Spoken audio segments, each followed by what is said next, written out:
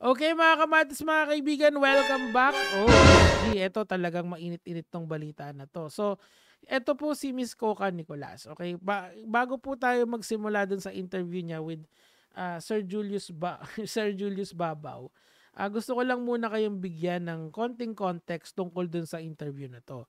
Okay, kasi at one point, sikat na sikat yung soft drink beauties na tinatawag. Isa dun si Coca Nicolas at saka si Pepsi Paloma and si Sarcy Emmanuel. Sila yung tinatawag na soft drinks beauties nung araw. Now, after nilang sumikat, kasi very young age sila nag-start, less than 18. After nilang sumikat, after nilang mag-peak, bumalik sila sa underground. When I say underground, nagtatrabaho sila sa mga club as GRO na tinatawag. Okay? So, I just want to put this into perspective kasi and sabi nila according to Miss Coca, nagte-take daw sila ng mga substances, mga syrup and whatnot. Okay, yun yung sinabi niya, nire-reiterate ko lang kasi medyo mahaba yung video ni Sir Julius Babaw and ito yung mga sa tingin kong naka-affect doon sa psyche ni tawag dito ni Pepsi. Kaya pumunta tayo doon sa point na yon. Kaso there is one important information dito na papakinggan natin na sa tingin ko it would matter doon sa susunod nating content. Kung bakit sa tingin ko Daryl Yap is committing something hindi na kaya-aya. Okay? Papakinggan natin yon mamaya. Okay? So, pakinggan muna natin to.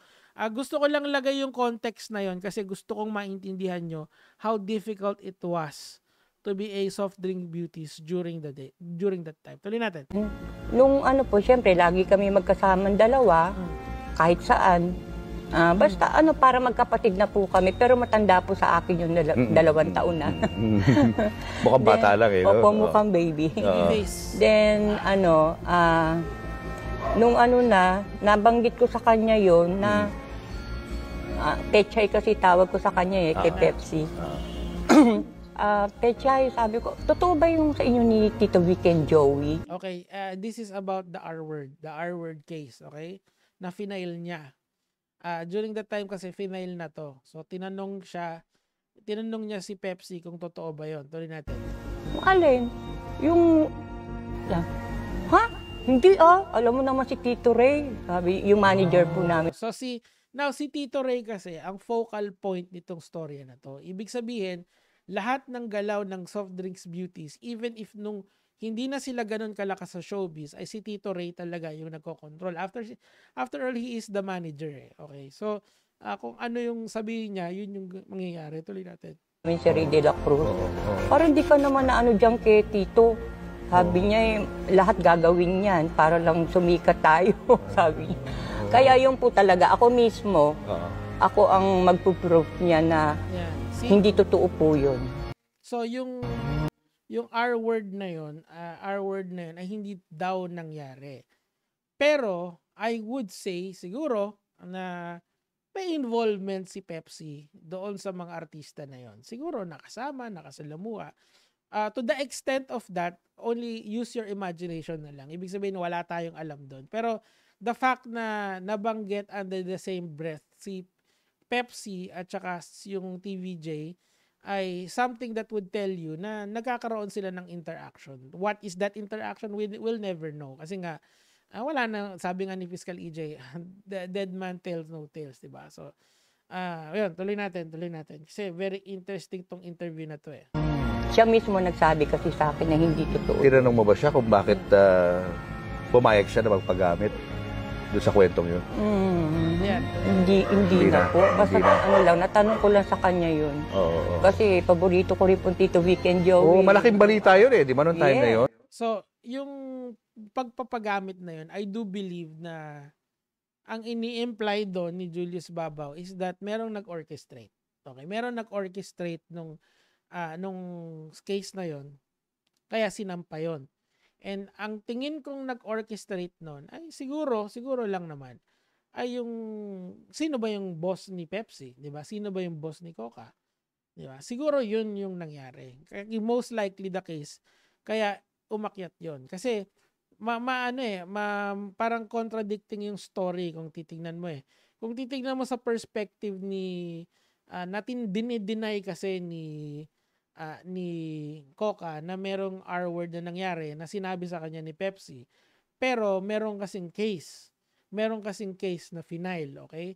So, these are two things na magkaiba ng storya. Pero inatras naman kasi yung kaso na yun. Nagkaroon ng affidavit of desistance na tinatawag. Tuloy natin. O, tanong ko sa kanya. May narinig ka ba kay Dr. Ray na sinabi tungkol doon Yan, sa pangyayaring yun? Wala naman po. Hindi wala. siya nagano? Hindi kami pwede magtanong sa kanya. Basta kayong dalawa lang ni Pepsi Opo. nag-usap. May nabanggit pa bang iba si Pepsi sa'yo tungkol doon? Bukod sa sinabi niyang gawa-gawa lang ito ni Tito Ray? Wala na po. Basta yun lang pagtanong ko sa kanya, sabi niya, alam mo naman yung si Tito Ray. Wala, kita niya. Meron daw bang hinihingin pera? Noong time na yun? Sa Tito Vic and Joey? Hindi ko na sir. Hindi. Hindi niya nabanggit. Hindi ko nabanggit. Wala siya nabanggit na gano'n. Oo. Kailan kayo huli nakausap ni Pepsi? Ganda ng mga tanong ni Julius Baba. Kailan ba siya namatay? 85. 85. Ilang taon siya na namatay siya? Bata pa, no? Bata pa po, 20 plus lang. Lagi niyang sinasabi sa akin noon, yun nga, parang gusto na niyang mamahinga. Sabi ko, bakit naman? Pagod na ako. Kasi nung minsan, umuwi kami sa Olonga po, sa bahay. Okay, so I will stop there. Please panoorin nyo na lang po sa content ni Sir Julius Babaw. So this is a very important story kasi we know that Pepsi is suffering from depression. Of course, you will not take your life kung hindi ka depressed. Okay, so these are the factors na isang greatest factor kung bakit nag-self-exit si Miss Pepsi dito. Now, ang tanong dito, what is the reason kung bakit nag-self-exit or bakit nagkaroon siya ng depression si Miss Pepsi? Now, we can only assume. Of course, hindi naman natin nakikita yung case file niyan eh. Pero we know from psychology na yung mga ganyan kasi yung mga nagse-self-exit ng ganyan and yung mga nagse-self-exit talk which sinabi ni Miss Coca na meron daw talagang ganun si Pepsi. So siguro may pinagdadaanan siyang mabigat. Now, ano yung mga pinagdadaanan niyang mabigat? Siguro yun yung magandang tanong doon. It could be the case na kasi nga yung financial reasons daw sabi dun sa kanyang diary. Tapos yun, nagkakaroon sila ng problema ng mama niya kasi yung sinasabi dito ni Miss Coca, yung storya to nung nanay niya. And of course, ang akin lang kasi, dininay kasi ni Miss Coca na may nangyaring R word kay Miss Pepsi at saka doon sa TVJ. According to her, it may be the case na siguro napagod na siya dun sa lifestyle nila. Kasi if papakinggan mo kasi si Miss Coca, yung lifestyle talaga nila nun ay talagang mabilis. Araw-araw, nasa labas ka, trabaho, racket. And hindi kasi, di ba inatras nga yung R case. Ngayon, ang iniisip ko kasi doon, inorchestrate yon nung tao sa likod ni Miss Coca. Of course, ang lumalabas doon yung manager. Kung inorchestrate yon, napunta siya sa gitna nun. And of course, nakaka-pressure yon for a young girl. Okay? Alam naman natin na nagsimula itong mga self-drinks beauty na to at a very young age. And tinuloy-tuloy nila yon miski hindi na sila angat sa showbiz. It could be the case, mga kamatis, mga kaibigan, na siguro lang naman na si Miss Coca ay si Miss Pepsi ay talagang yung lahat ng factors na yon ay nagpatong-patong sa kanya. That's why she self-exited. Now, ang tanong dito kasi, talaga bang in-R-word siya nung mga inaakusahan na yon?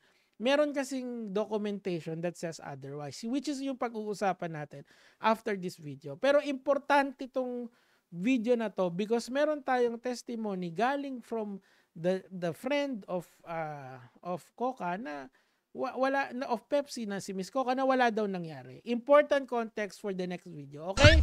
So yun lang naman, abang po mamaya upload ko